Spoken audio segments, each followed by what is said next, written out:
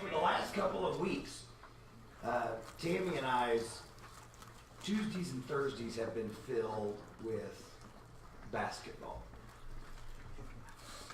You could call it that. Has anybody been to a kindergarten or a first grade basketball game in a while? They're a blast, aren't they? What I like about it though is they're kind of everyone. Tammy's convinced they need pads, and so no, I'm good. Thanks, sir. She's convinced they need pads because they're just beating each other to death. But it's kind of funny. It's like they don't just drag their pivot foot; they just kind of run around with the ball until they get an open shot. And it's like step, step, step, step, step, step, step, dribble, step, step, step, step, step, step, step, step, step, step, step, dribble, dribble, step, step. It's kind of how you go through, but it's fun to watch. And please don't hear me to say that I'm complaining or I'm saying it's right. I actually like it that way. That's the way that I think that it ought to be.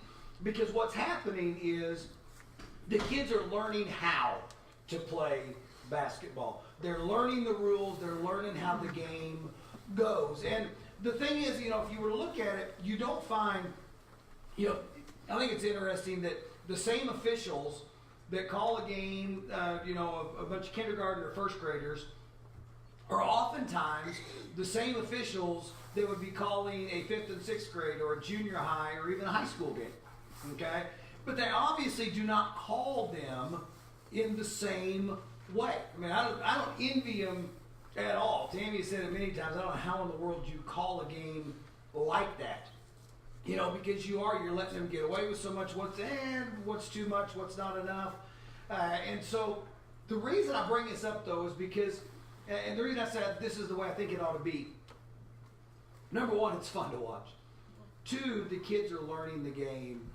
But, I think also it's a great metaphor and illustration, honestly, of life, but also of what I think the Christian life ought to be like. And we've been getting into Romans, and, as we start off here in Romans, we're in the 12th chapter, and we had talked here before about Paul last week. He had really kind of, had set the bar, and he encouraged us. He said that, in light of God's mercy, that we were to offer our bodies as living sacrifices, holy and pleasing to the Lord. He said, this is your spiritual act of worship.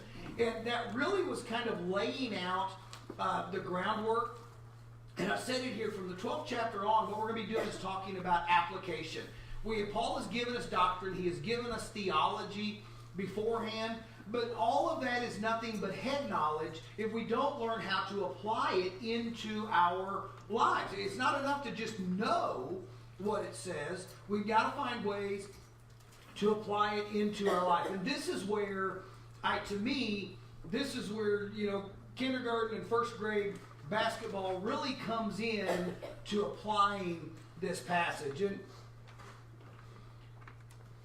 what would happen, I'm just kind of curious, what do you think would happen if they call a first grader's basketball game the same way that they call a college basketball game? I think the kids would quit. I was going to say NBA, but I watched James Harden last night, and they do kind of call them the same. But no, it's one of those, if they were to call a first grade game the same way that they call a high school or a college game, I think wouldn't a lot of our kids quit? I mean, if you've got kids that, whether they're in junior high or high school now, there's a good chance that when they were playing in first and second grade, if every extra step got a whistle, if every double dribble, ended up was a turnover, if just touching the line was out of bounds, I think a lot of our kids probably would have quit. They get frustrated. They have a hard time. They're not learning anything. They're not having any fun. And so they quit the game. Maybe they would have come back later, but a lot of them would have quit. But on the other end, I think that in a lot of cases, what would happen if they decided to call a high school basketball game the same way that they called the first graders basketball game? I think it would accomplish some of the same things. You'd have a lot of the same frustration, chaos, confusion. Everybody knows the rules. They just don't know which ones are being applied in this situation. And so what we see is that at those different levels, there are different ways that we, and I hate to say apply the rules, but let's be honest, that's a little bit about what it is. It is different ways in which we apply the rules. There are a little bit different expectations as well.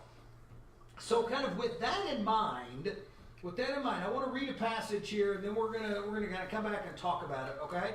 Romans chapter 12, beginning in verse 3. Paul says this, "For by the grace given me, I say to every one of you, do not think of yourself more highly than you ought, but rather think of yourself with sober judgment, in accordance with the measure of faith God has given you. Just as each of us has one body with many members, and these members do not all have the same function, so in Christ we who are many form one body, and each member belongs to all the others. We have different gifts according to the grace given us. If a man's gift is prophesying, let him use it in proportion to his faith. If it is serving, let him serve. If it is teaching, let him teach. If it is encouraging, let him encourage. If it is contributing to the needs of others, let him give generously. If it is leadership, let him govern diligently. If it is showing mercy, let him do it cheerfully."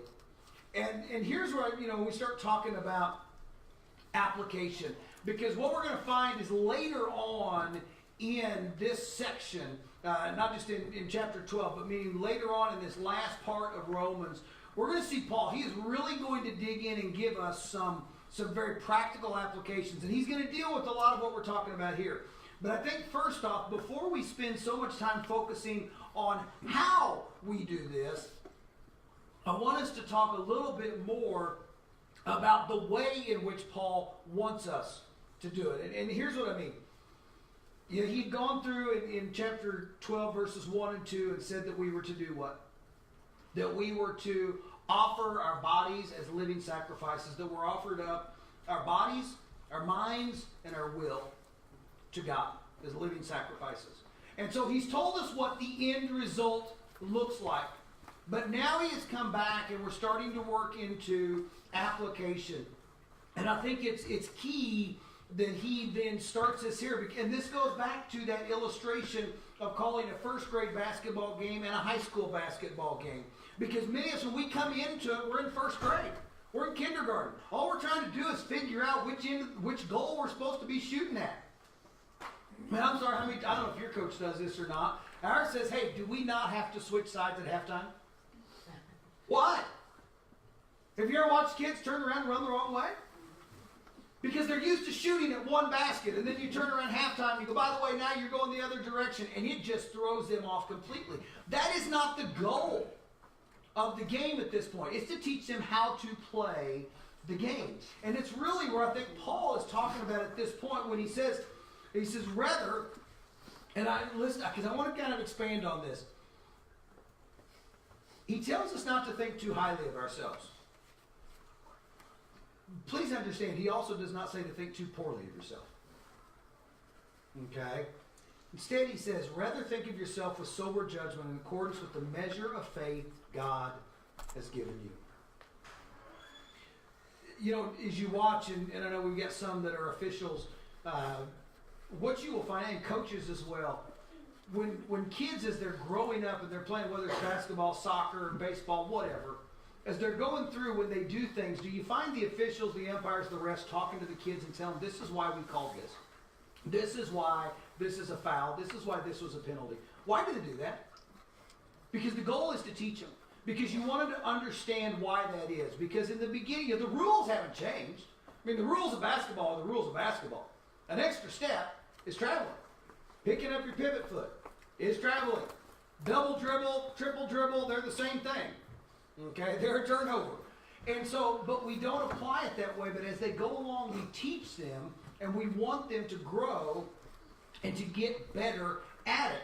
And I think, but here's the deal, is that in many ways, when it comes to the Christian life, and I think this is why Paul starts, here, he says, okay, offering our bodies, our minds, and our wills to God as living sacrifices is the goal. That is where we want to get, okay? That is, for whatever analogy you want to use, that is the pros, that is the pinnacle, that's where you want to get to. But in the meantime, let's come back and say, don't think too highly of yourself. Okay? Don't jump too far ahead. And at the same time, he's saying here, but rather think of yourself with sober judgment in accordance with the measure of faith God has given you. Now, when you have a kid that is learning basketball, what's the first thing you're teaching them? Fundamentals. You want to teach them how to dribble. You want to teach them how to shoot. You want to teach them the fact that you have to dribble sometimes. Maybe not every step, but sometimes you have to. You're teaching them how to guard an opposing player. You know, you're teaching them those sorts of things. And what's going to happen? They learn the fundamentals, okay? And it's a blast to watch this year. And then next year, when they get a little bit better at some of those things, what are you going to do? The expectations are going to be a little bit higher. And then the year after that, there's going to be a little bit more expectation. And they're going to grow in the game. And things that they had to focus on so hard to make sure that they did are now going to become more natural to them. And as those become more natural, what are they going to do? They're going to add some more moves into their repertoire. And they're just going to continue to grow day in and day out. Right?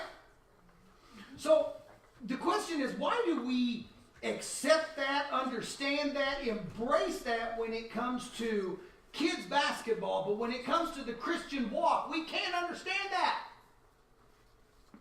We think that because you become a Christian suddenly, bam, you're in.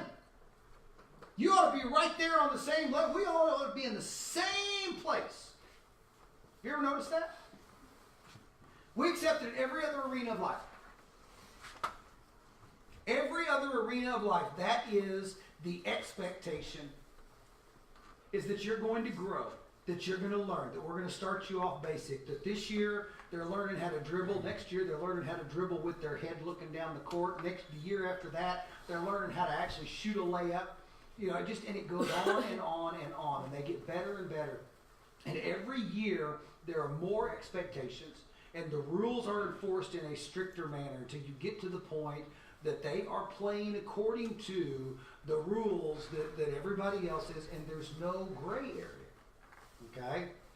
We understand that when it comes to sports, when it comes to work, when it comes to anything else. But we seem to have a hard time with it when it comes to the Christian walk. And here's the deal. A lot of us came into this from different places. Okay? Some of us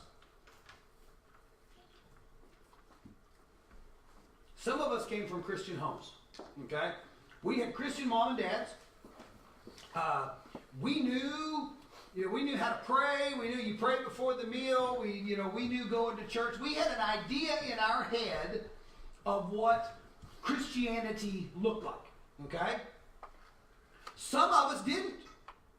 Some of us grew up in homes to where our parents could not have cared less about things like that. There were other priorities, there were other things that were more important, and they were more determinative of the way that we lived our lives. Okay? Some of you may have grown up in homes that were downright hostile to Christianity. Whether it was because maybe there was another religion that was practiced in the home, or maybe it was because it was just they were resistant to all religions. But the fact is that we all come in from different places. When I got saved, had grown up in a home to where my mom and dad were Christians, I had a good idea of what it looked like. And so when I became a Christian, when I became a believer, I had a certain understanding of some of these things. It was easier for me to slide into it. Okay? But there's some of you that weren't. There's some of you, like I said, may have been from other beliefs or from other faith backgrounds. And so it's not as easy there for you. Some of you may be sitting here today and you're not even there yet. You're not even there to where you are a believer yet. You've been through, and we come to Christ a few different ways. Some of us come to Christ because that's what's expected. We were raised in it, and so it's just kind of when you get to a certain age, that's kind of what you're supposed to do. Some of us, it's because of maybe a crisis or a tragedy that happens in our life, or maybe it's just a life-changing encounter. Some of you may be sitting here today and you've never made that decision. You've been through the crisis, or or you have felt that call, you've been going through the tragedy, you had the life-changing encounter, but you just haven't gotten to the point of surrendering and giving up your life to Christ. And that's fine. That is fine. No matter where you are, I'm glad that you are here today, because I think this is one of the things that we have got to learn to understand. When Paul says that we are to think of yourself in accordance with sober judgment, in accordance with the measure of faith God has given you. What does that mean when he says the measure of faith God has given you? You know what a measure is? Measure is the capacity. Measure is the dimensions of the faith that God has given you. Why do we expect people to be in the same place faith-wise when they just surrendered their life to Christ yesterday as somebody that's been a Christian for 30 years? Would it not make sense? Would it not make sense that they have a different measure of faith at that point? They're in a different place. And this is where we come to of this, don't think too highly of yourself. Paul's not talking about false humility. Okay, it was just all luck. That's just false humility. You don't really mean it. Okay? And it's also not talking about thinking too poorly of yourself. Because we kind of gotten into that now that you just, I can't be proud of any accomplishments of what I've done, of the way I've got to be down on myself all the time. No, that's not what he's talking about either. Not at all. What he's saying is to think of yourself with sober judgment, with clear eyes, to think clearly, to give an honest evaluation of where you are, to give us honest evaluation of the things that you are good at and the things that you're not so good at. Because we all got things that we are good at. We all have things that we are not good at. Here's the deal. If you are a Christian, you have a spiritual gift. You didn't know that, didn't you? Does everybody know that? I just want to make sure there's no questions. Okay? If you are a believer, you have a spiritual gift. Chances are you have more than one. Okay? You have one that's going to be your primary, and you will have others that'll be your secondary, or maybe your tertiary. I just like to say that word. But second or your third. Okay? But you have other gifts. Now, in many ways, a lot of times, these gifts also line up many times with natural skills, with natural talents or abilities as well. Not always, but many times they do. And this goes back to, our passage of last week when Paul was saying that we were to offer what? Our bodies, our minds, and our wills as living sacrifices. And we've got it, it's kind of, I sit up here and look at, and we have got a talented praise team. Okay? Love watching Josh. He just goes to town over there. Okay? But here's the deal. Let's just say, it was funny. We were sitting here watching a video this morning. He was showing me this guitar player. Okay? That was just amazing. But here's the deal. And this is kind of what it comes to.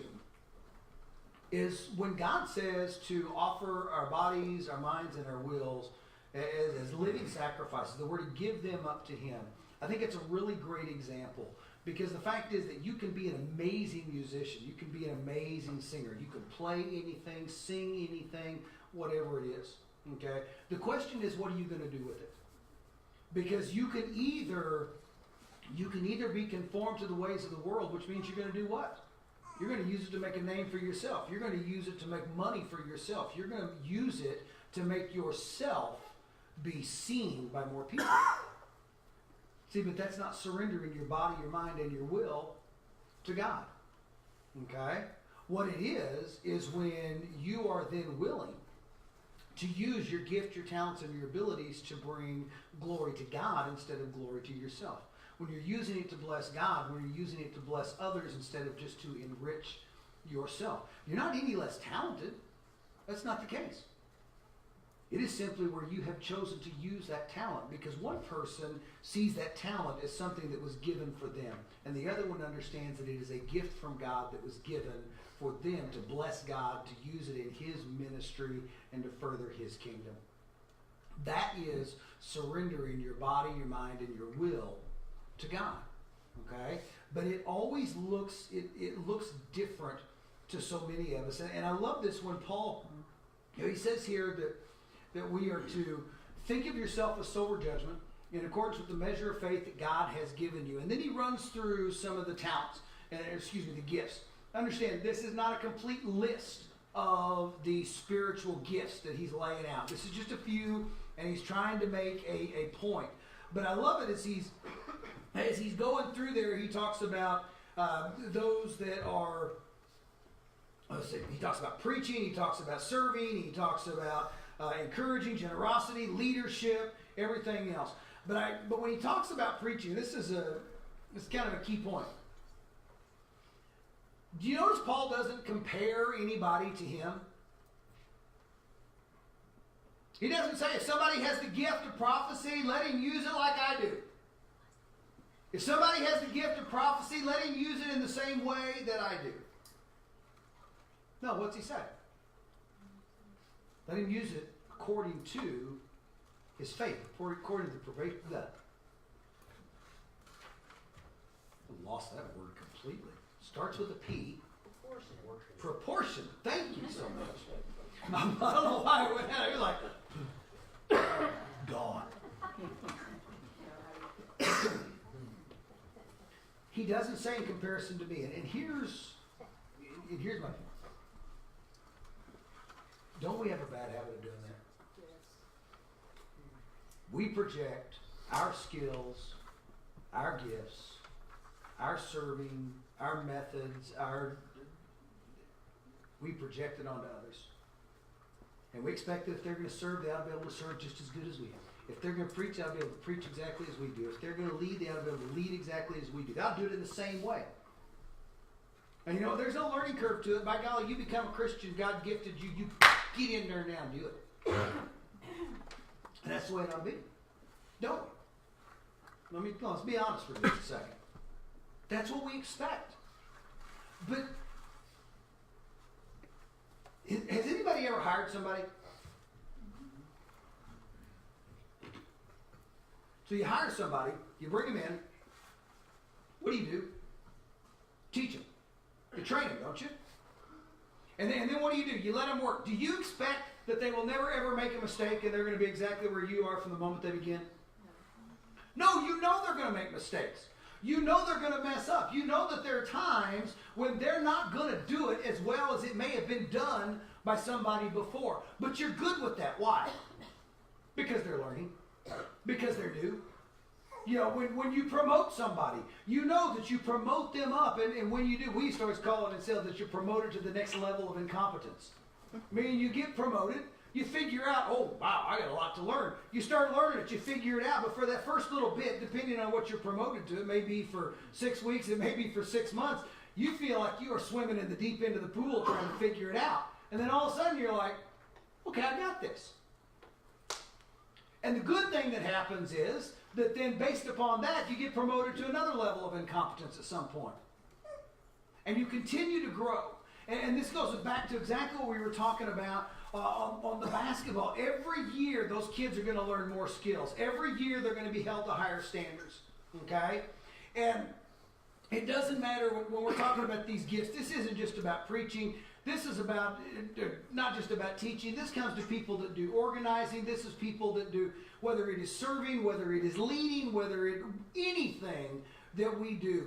We should grow. Two things happen when he said, don't think too highly of yourself. Here's the two things that happen when we think too highly of ourselves. Number one, we jump into the deep end of the pool, and then we figure out that we can't swim. And we end up quitting. We end up giving up. Okay? Because all of a sudden we're like, oh, I can't do it, I failed. It was too fast, it was too much, I didn't get a good response, I was going to do it this one time, and it was horrible. I mean, the best way to ruin a new employee is what? Give them unrealistic expectations and then expect perfection out of them. And then next month you can hire a new employee to do the same thing with. But we do it with Christians all the time. We put people into a place of service. We put people into a place of ministry, and we expect them to be all the way there from the very beginning, and we give no grace and no mercy and no forgiveness when they mess up or when they do things a little bit differently. Shame on us. the fact is that we are to grow. The fact is that we are to get better and better. And this is where we start talking about not thinking too highly of ourselves. One, like I said, we jump in too deep. Or we can always over-rationalize what we do. Passion gets in there, and we can always rationalize what we do very well and the impact that we have. And we think we have a greater impact on things than we do. Okay. Number one, Paul says not to do that. But he also says that don't allow, because I think there's a lot of people, especially in the church, they never do anything. They don't have a problem with thinking too highly of themselves. They think too lowly of themselves, and so they never step out in faith. They never do anything because you know what? I'm not going to be able to do it. I'm not going to be good at it. Somebody else will do it better. Whatever. And so they never ever do step out in faith. They never ever get involved in these different things.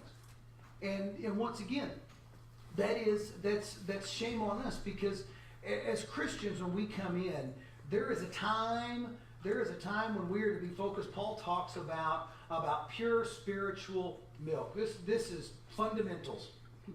Dribbling, shooting, guarding. That's it. It's called the gospel. And that is the first thing that we should be focused on. Okay? And there's some of us that we're going to come in, and when we become Christians, we've already got kind of a foundation of that because of the way that we were raised, because of what we knew, because we've been going to church for a while. That's fine. So we come in there, but we need to lay that foundation, and then we need to move on from that pure milk of the gospel and move on to solid food and build ourselves up. Should we expect more? I'm curious. Do you think that you should expect more of yourself as a Christian a year from now than you do today? Yes. You should. God does. We're supposed to be growing. We are supposed to be changing.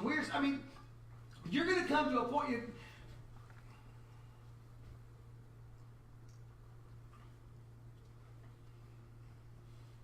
Yeah, I'll be able to say.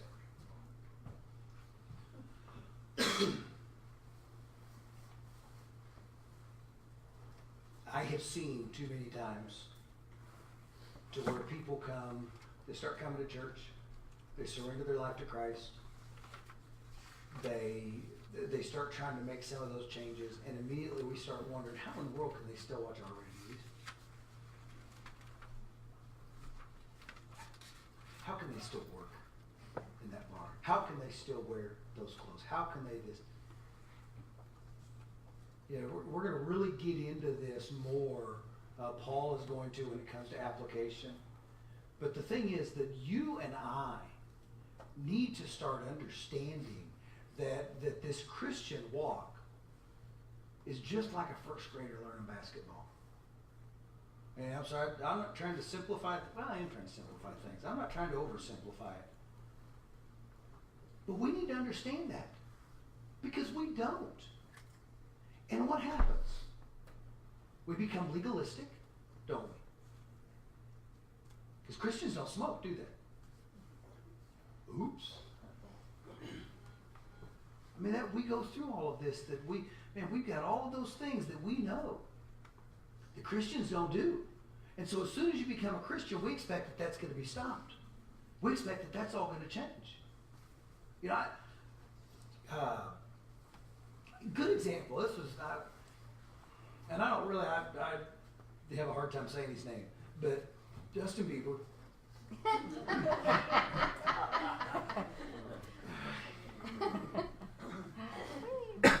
I read an article though the other day that Justin Bieber had just, at one point, he just got married here a while back, I guess, didn't he? Anybody know?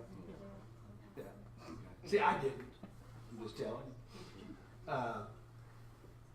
But he said in this article that before he got married, okay, and there'd been a lot of talk about Justin Bieber and his faith, and he's supposed to come out, and he's becoming more, said that he had committed to a relationship with Christ. He's changed this, and everybody laughed at him, didn't we? We said, "Oh my goodness, look what he's doing, and look where he is." Justin Bieber came to the realization, that he had allowed sex to become like a god to him. It was something that he had been involved in for a long time. And he got engaged, and he wanted to be married to this woman. And he became celibate for a year. He set aside and said, you know what, we're not doing this. I'm not doing this. And for a year before they got married, he swore off any sexual contact because marriage is designed, sex, is designed for marriage in the biblical bounds. I think he gets it more than some others. But see, we sit there and we want to talk about it. Man, I can't talk, man. No Christian would wear their hat like that, or no Christian would sing those songs, or no Christian would Hold on. You got a guy who sat here and said, you know what? This is important to God, and now it's important to me, so I'm going to offer my body. I'm sorry. I'm going to offer my body as a living sacrifice, holy and pleasing to the Lord. I'm going to offer up my mind. I'm going to offer up my will. Because this is important to God, it's important to me. But anybody else been on the Bieber bash train? Come on, I have been. Because I looked at it and I'm like, that can't be genuine. Shame on me. Shame on me. Because that is not my role. That is not my job.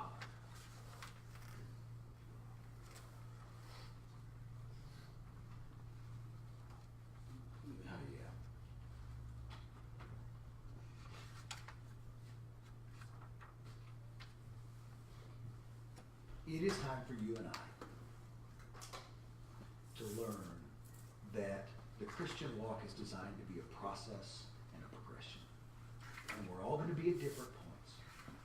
But the fact is that we are all members of the same body. That we are a family, that we are together. And it is time for us to encourage one another. There is time when you come in and your job is to learn from others. But God wants you to grow to where you come from, where you only learn from others, to where you start teaching others.